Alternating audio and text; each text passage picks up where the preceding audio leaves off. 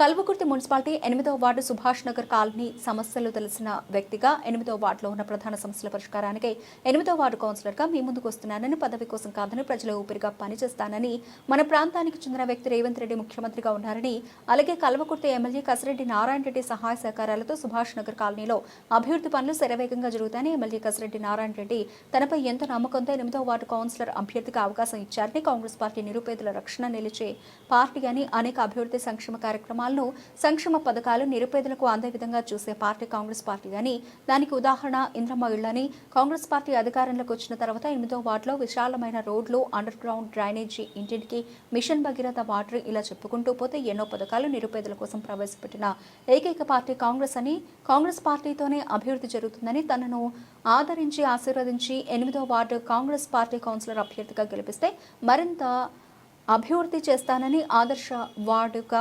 తీర్చిదిద్దుతానని తెలియజేశారు. నా పేరు మాధవులు. కడారి పద్మమ్మ గారిని, తిరుపతి గారిని ఈ 8వ వార్డు అభ్యర్థిగా సుభాష్ నగర్ అభ్యర్థిగా నిలవడం జరిగింది. కావున ఈ యొక్క అభ్యర్థిని భారీ మెజార్టీతోటి గెలిపించడం జరుగుతుంది. కాబట్టి అనేక మెజార్టీతోటి అవతల కసితోటి పనిచేసి గెలిపేయాలని చెప్పి మా కోరికతో మేము కృషిగా పనిచేస్తున్నాం.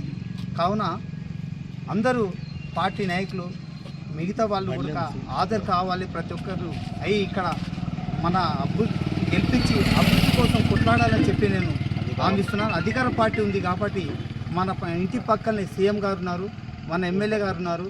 ఖచ్చితంగా మనకు అభివృద్ధి జరుగుతుంది. కాబట్టి ఏ ఒక్కరు కూడా కానీ ఓటుని మిస్ కాకుండా ఖచ్చితంగా గెలిపించుకొని, మనం అభ్యర్థిని గెలిపించుకొని ఖచ్చితంగా విజయం సాధించాలని చెప్పి నా కోరికతో, అందరితో కోరికతో నేను జెండా ఎగిరేయాలని నా కోరికతో నేను ఈరోజు చెప్పడం జరుగుతుంది. సుభాష్ నగర్ కాంగ్రెస్ పార్టీ 8వ వార్డు ఈ కాలనీకి అభివృద్ధి చేయాలని నిలబడ్డా. నేను వారి మెజార్టీతో గెలిపించగలరు.